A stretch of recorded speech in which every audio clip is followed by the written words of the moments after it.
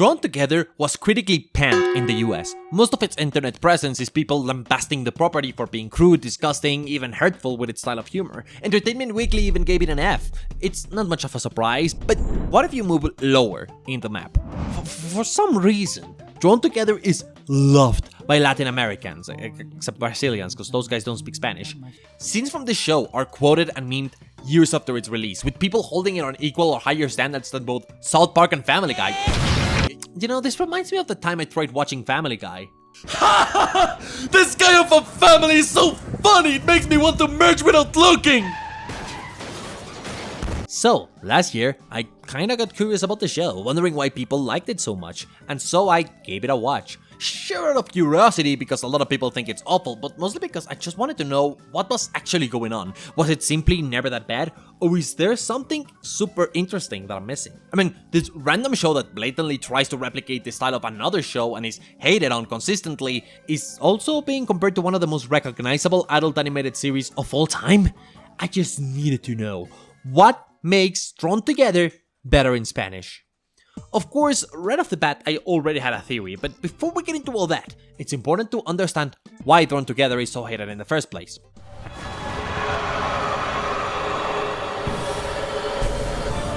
The movie. If you're a fan, you're probably like, yep, and if you're not, then you should know that the movie is an absolute mess. Like, one of the characters in the show is Spanky Ham. He's kinda hot, not gonna lie, and the whole bit with the character is that he's a parody of crude Flash cartoons from early internet times. This is a joke in the show because the other characters are animated using techniques that are kinda respected to the source material. Maybe not 100%, like of course Princess Clara, which is supposed to be this Disney princess parody, isn't actually 2D hand-drawn animated, but they're trying to replicate the art style and the feel of those animations. And then here in this movie, they're all animated Flashpoint like that, and also badly. Then the writing is just the worst parts of the original series done repeatedly for an hour, such as a bunch of overtly violent side plots, gags that consist of blood being red, and okay, I did laugh a little bit at the penis drill, but as established, there is some bias. This movie was basically thrown together. I'm so good at puns. And designed to make people find it gross and inappropriate. Almost like the people making it wanted to show what a version of the series would look like if it was entirely what the critics say. But in doing so, they sorta tainted the show's reception from that point onwards. Now, whenever somebody talks about Drawn Together, they're either saying the movie is the worst thing that's ever happened after that one Ren and Stimpy thing, or they're saying that they watched the show and found it way less egregious than people claim because they're liars and stupid and they suck or something. I'm sure I read something like that on Reddit. But the fact is, the show has a lot of comedy rooted in sexual jokes, racism, and shock humor. All stuff that, most often than not, feels unfunny despite having clearly positive intentions here. Most isolated clips of the show feel uncomfortable to watch, and it's only in the real full product that you actually see that the show is actually ridiculously progressive. Most jokes about racism are greatly exaggerated as a means to demonstrate how stupid said racism is. They don't really endorse the attitudes of the characters, and the episodes often end up having messages about the nature of censorship or about reappropriating stereotypes. But even with all that, dark comedy is an incredibly hard genre to get right. It's easy to argue that the movie is entirely at fault for giving the show such a reputation, but the reality is that the jokes in the series often just fall flat. Someone who doesn't enjoy them will likely feel that the show is as bad as the movie. That led me to my very first theory. The reason they liked it more in Latin America is the dubbing. I'm told by my editor I should explain that a dub is when the voice lines in a piece of media are translated in a different language than the original with a new cast of actors delivering the lines. I don't know why I'm bringing this up, they just said I should. Dubs to Latin American Spanish aren't typically very good. As with most dubs, they range from bogey to like nonupal bogey. I swear I could not find the words to explain this without using golf terms. Most dubs are typically worse than watching the original source material with subtitles. Of course, most people can't really tell the nuances of source languages, so dubs just kinda have become quite standardized. They're comfortable and rarely lose the meaning of what's actually being said. Dubbing gives you a less accurate experience to the creator's intention, and most often it is slightly for the worst. But honestly, it comes down to preference. The whole thing is an ages-old argument, and we're not here to get into that discussion. In summary, discombobulated. Dubs tend to be worse than the original language when it comes to the artist's intent, but they're a good thing since near-perfect accuracy only matters to a very small niche of people. Now, Latin American Spanish dubs are not built to be better, most are serviceable. The direct meaning of the dialogue doesn't change, but the feel, delivery, and nuance most certainly does. It's not common, but there are exceptions of dubs that I think are absolutely spectacular in a way that they even surpass the original language. I'm sorry, but Tangled in Latin American was perfectly cast to the extent that I can't enjoy the original English voices anymore. The music is night and day. Mandy Moore did a fantastic job, but Dana Paola sells Rapunzel's desperation brilliantly. Also props to the actual translator. Goku is a classic example. The Japanese voice is high-pitched while the Latino one sounds more manly. His lines were reworded to be more noble in nature, such as changing the power of gods to the power of fighting spirit, which the English dub called Fury. Not to mention, it also took like 4 extra years for North America to get their English dub. In LATAM, they wanted Goku to align more with the virtues expected of a manly individual in South America. You've probably seen the funny Goku taqueria image.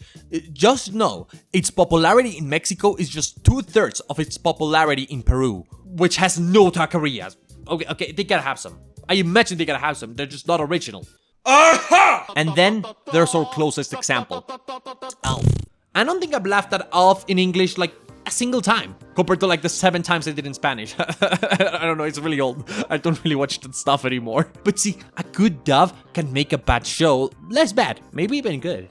And that brings us to the Thrown Together dub. In 2006, MTV said, hey, let's translate this thing and not give Dire Straits that one thing they really seem to want. So they sent it off to a pretty popular dubbing studio, Art Sound. On screen is stuff they worked on. People who speak Spanish like me can tell you, these have one thing in common, which is that they all notably lack languageisms. By languageisms, I mean like a turn of phrase or words that are popular in a specific area where the language is spoken. Spanish is spoken in 21 places, all of which have their own peculiarities, words, and rules. So some standardization is required so that one dub can apply to a bunch of different regions. Art Sound does tend to use more varied language, but it doesn't look like they typically had the freedom to change things like character names or the context of a line's intention. They were known for using the language to its fullest, yes, but they never used inflection or sentence structures that were typical to any area. To this day, dubs have been criticized and forced to pivot direction for their usage of Mexicanisms and Chilenisms, such as the first few seasons of Adventure Time. Those were executed via the Iron Call. But for some reason, this was different when it comes to Drawn Together as a dub. It made it very unique. All of a sudden, you got this show with the comedy stylings of South Park, parodying the funny SpongeBob. Oh yeah, give me some of that yummy delicious cereal. And the haha Flintstones, and yet the characters are speaking a natural Spanish akin to the one you'd use to talk with your friends, and insulting them a lot, because apparently that's how we decided was how we show endearment to one another. Well, at least I think that combo of naturality is the reason why I think people enjoy the characters and jokes more in Spanish than they did in English. Allow me to explain the big question you gotta be asking right now. Why? And upon starting the show, I immediately noticed stuff that just worked so much better in Spanish, simply because of what the language allows. A lot of the comedy in the show involves name-calling and insults, sometimes just for stress, really. And English speakers don't have that many insults. Here comes the part where YouTube hears me swearing and smites me with the force of 1,000 Titanics aimed directly at my face, but here it comes. English has fantastically deep swears, such as prick teaser, bint, minch, jungle bunny, golly, cretin, if you see K, serving, apparently, and of course, who can forget? Punani. I'm talking about the shit fucking comes. Obviously, I'm not about to list them all. I wish to remain unsmithen by the YouTube gods, but most English profanity goes beyond insults straight into slurs, which I will note, Drawn Together literally does not use, despite all of its jokes about racism. Again, this is a crude show that sounds politically incorrect, but isn't actually. Also, they were on TV. I think they probably had limits on what they could say. Regardless, English doesn't have enough words to formulate a funny insult when compared to Spanish, and I think that is mostly evident with how many jokes about Lulu's weight are done in the show. English has to rely on very few terms such as fat, fatty, big, chubby, whatever. Spanish has an entire buffet at 12:30 p.m. of words to choose from. Heck, they don't even have to be insults. Even compliments can be delivered using rude language when correctly picked in Spanish. Here we have the term cachonda, which means horny, but it also means sexy, at ease, and, forgive the mindful pronunciation, slutty. I use this example because it comes up a lot when talking about Foxy. They refer to her as the hot one in English, which is in itself inoffensive bearing the context, compared to cachonda, which is easily to be used, not as an insult, but as insult adjacent. It sounds rude, it's considered rude, but it isn't really. It does depend a little on context. People in Spanish just have a knack for using insults affectionately. One of the most common terms in Spanish is güey, which is often used as dude when it actually means stupid. The insult pendejo is categorically an insult, but people use it all the time with their friends as a way to convey anger, but like a very mild level of it, more like disappointment rather than rage. In this show, this doesn't mean the characters seem to hate each other less. They're still the same name-calling idiots and they take the dung out of everyone, but it does help that these name callings seem more casual, less targeted. It's not that character A hates character B, it's that both characters are assholes and nobody likes each other. And that's just the main thing that stands out. Taking into account the show's writing, stress swearing also gets to feel more natural and appropriate. Let's compare a scene to show what I mean. Here we have this scene where the characters are drawing guns at each other. Yes, that's a pun. And to get it all, I'll also say this setup is what you'd call a Mexican standoff. Neither of these puns was intentional, my brain is just that big. Hey, have you seen the movie Up? It's great, you should. Let's compare just the swears.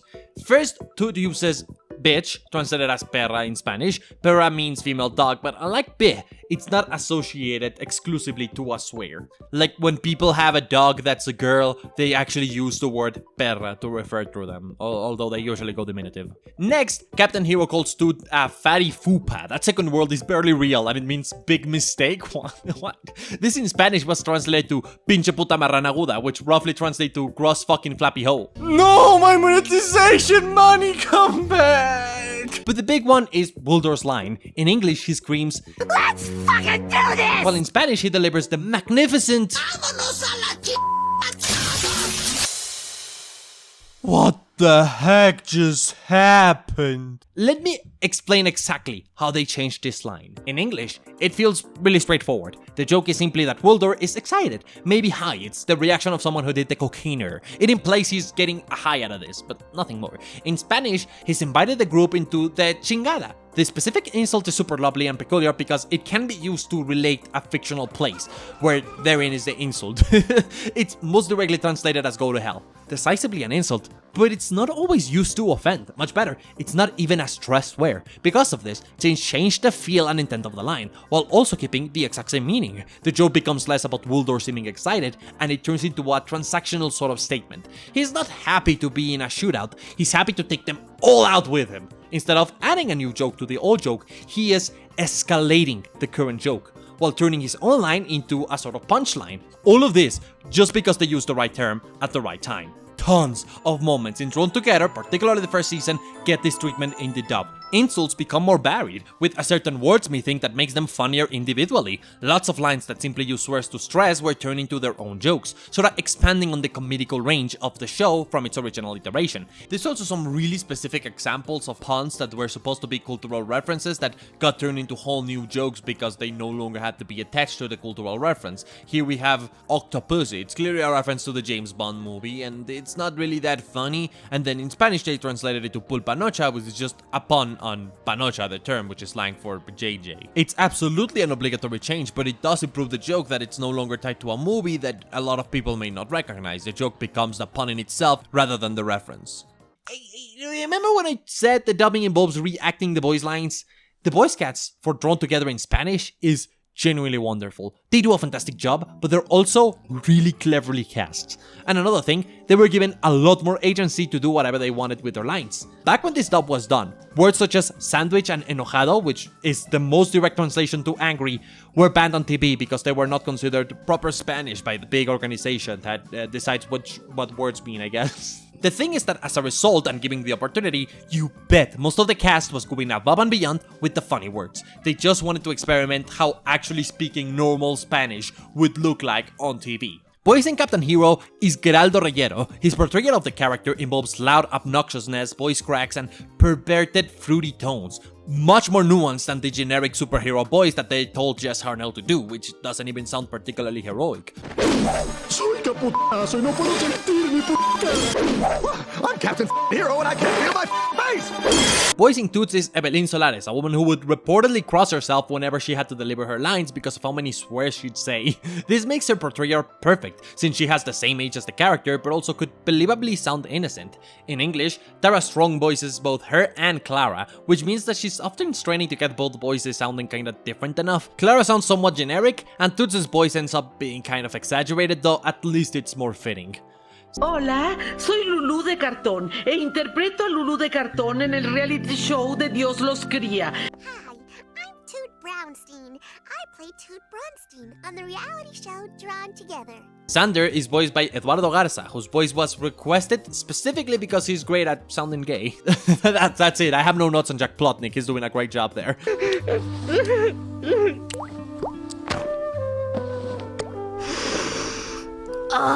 So, the voice acting is often better and dialogue adds new jokes that are more dense. That would be sufficient for most shows to get a pretty good leg up from their original voice cast and script.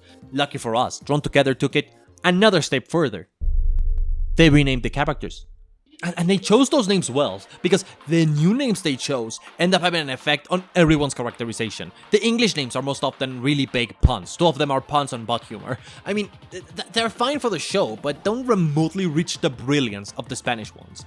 Wuldor Sockbats is the worst offender. Whoever named him just wanted a name that sounded like SpongeBob SquarePants, like phonetically. No depth. I don't even think it qualifies as a joke. In Spanish, they opted for mueble o algo, which is translated to furniture or something. It gives the impression that they couldn't care less what naming him, it's just a whatever. But actually, it evidently was well thought out. The o algo shows how they clearly wanted to give him a Hawaiian vibe. The characters, not just Wuldor, are all named like they're some kind of knockoff of something, and that's precisely the point. It fits the show beautifully.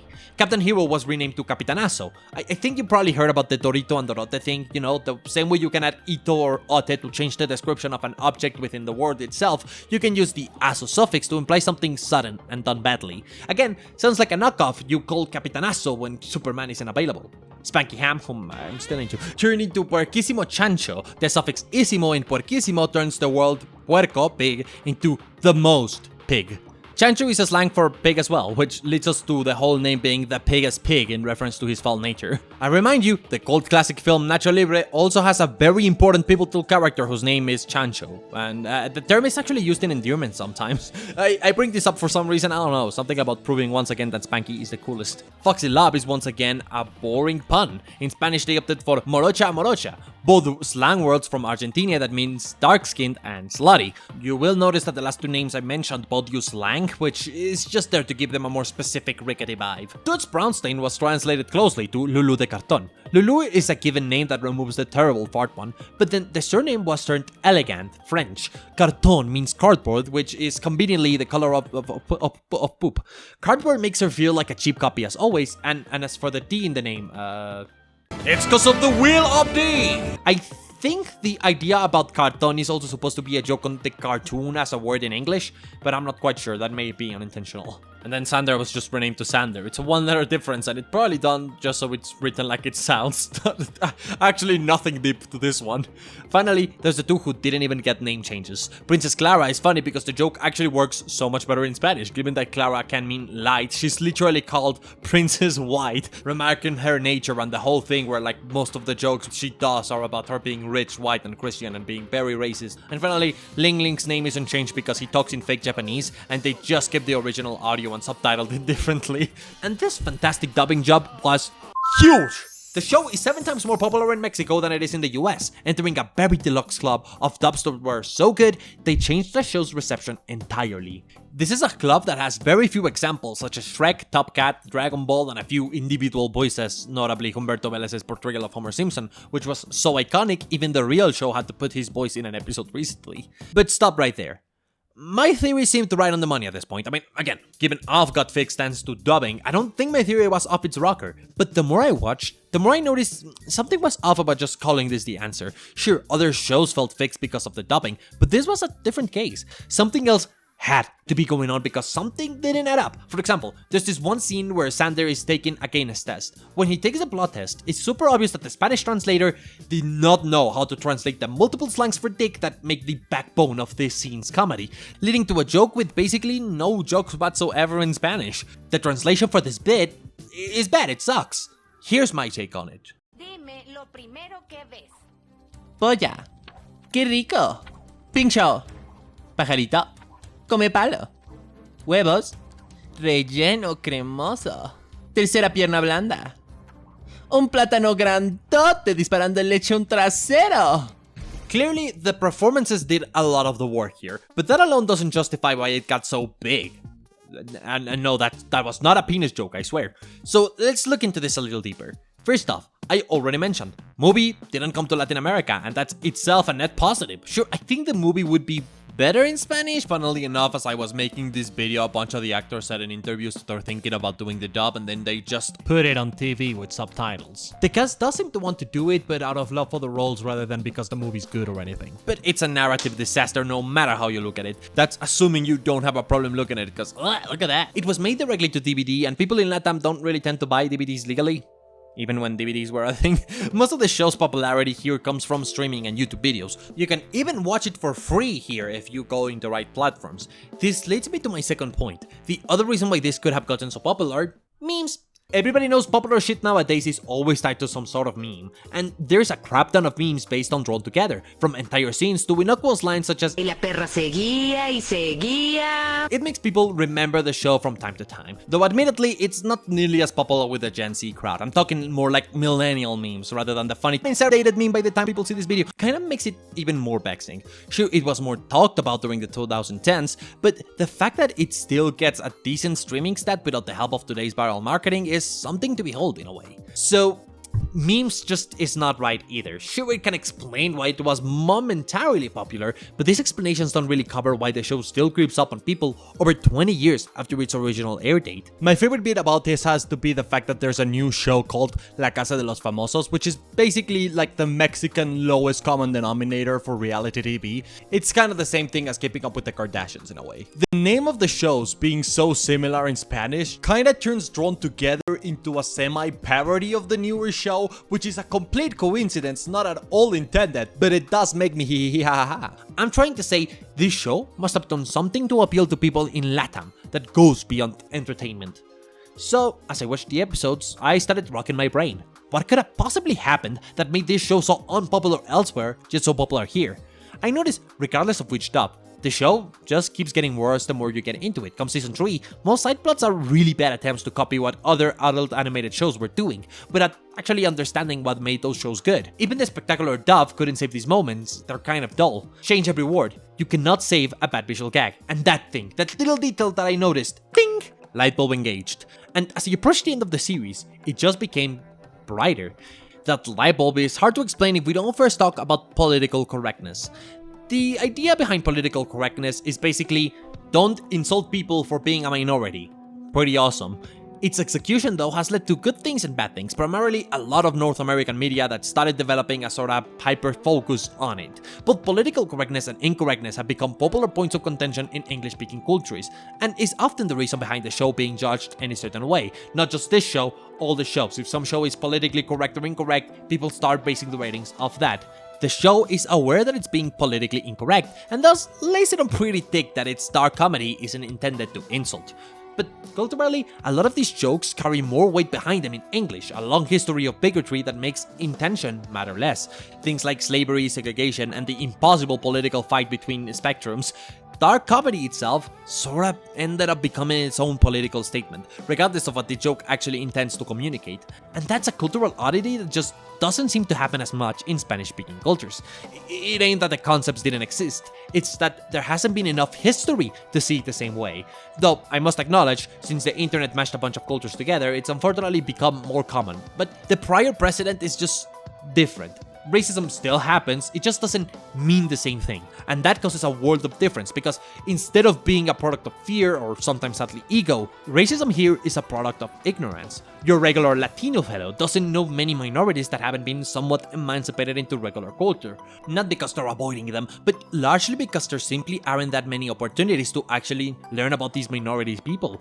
This does largely have to do with just how common it is for marginalized people, minorities, like different indigenous people, to simply become part of the culture as well. Many people realize immediately that they had terrible precedents about people whenever they actually talk to each other. Again, not everyone, but I've seen it happen a lot. Despite being a more conservative space, people tend to be more accepting of other people once they actually meet them.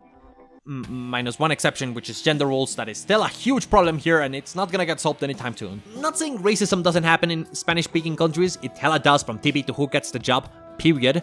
Slavery happened here too, it's messed up. but it doesn't carry the same weight. If you ask me, the big problem here, which is often confused for racism, is actually classism, 70% of the time, but that is a whole other silo of worms we're not gonna open today. This is a big complicated topic and I can't explore all of it because, we're here to talk about a show where a sexy pig fails to negotiate a hostage situation which ends up in Pluto killing Goofy and then killing himself. What about a crossword?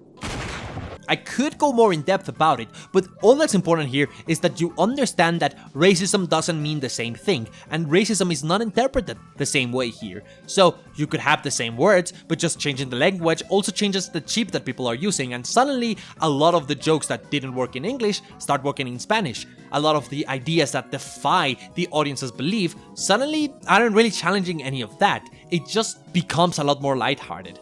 And thus, it's insanely refreshing to see it happen on TV. A lot of the shows are portraying political correctness or incorrectness from the US perspective. This Spanish dub gets to smooth that out and in turn elevates what the original was trying to say. Drawn Together's dub just seems to understand something at a cultural level. It feels progressively recessive, just like a large part of the audience it was designed for. Combined with the nature of the show's commentary, it began to feel different than other things that aired on MTV and Comedy Central, which focused a lot on the US way of writing any sort of political statement. I repeat, the words might be the same, but the meaning changes completely when people are more willing to listen to what the show is actually trying to say. There is one thing, though, that you cannot translate no matter how much you try, and that is shock humor. Shock humor and dark humor are not the same thing. Watching Drawn Together makes it more than evident. Shocking and grotesque moments from the first season weren't funny because they were grotesque. It's the comedy surrounding that shock value that kept people interested, and this show just starts doing more shock humor the more it goes. The shock humor is really just a standard affair, which means a lot of the interesting bits of the first season don't really come off in the third season. And so, as I was watching the show, I started to realize exactly why Drawn Together is so well liked in LATAM. Drawn Together here isn't just loved because it's a good dub and haha funny chinga to magic Cray Brown, but are the inevitable bad apples who enjoy the show for its clips without knowing the show ends up being pro-gay and anti-censorship. Most people agree with what the show has to say when it actually has something to say. Sure, it's kind of stupid, but underneath all that extreme humor, I gotta say the show is actually kinda smart. A type of commentary that's politically charged elsewhere, yet here it's actually showcasing an approach to correctness that most viewers rarely think about, making it much more engaging and much more funny. So in brief, why is Drawn Together so much better in Spanish? Sure, the easy answer is dubbing, but I pose a more correct answer, and that is language itself. Language is just an extension of culture. It's created and used according to the needs of the people who use it. The tones it implies, the words that are more commonly used or pronounced, all of these things are actively created from the behavior of its speakers. At the same time, culture is largely defined by language. The way we communicate is part of why we adopt different behaviors. Feeling the way we speak is much more important to us as people than the words we actually say during casual conversation. This symbiotic relationship isn't a new discovery. On the contrary, it's something so ordinary and common that we tend to completely forget about it. We take it for granted, even though it helps create each and every one of us, our thoughts, morals, and even what we find funny.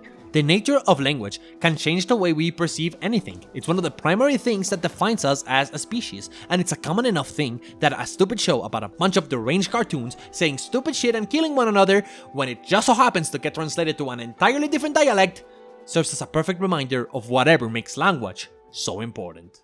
I'm just realizing it is very fitting to end it in this scene with Spanky Ham naked. Grrr.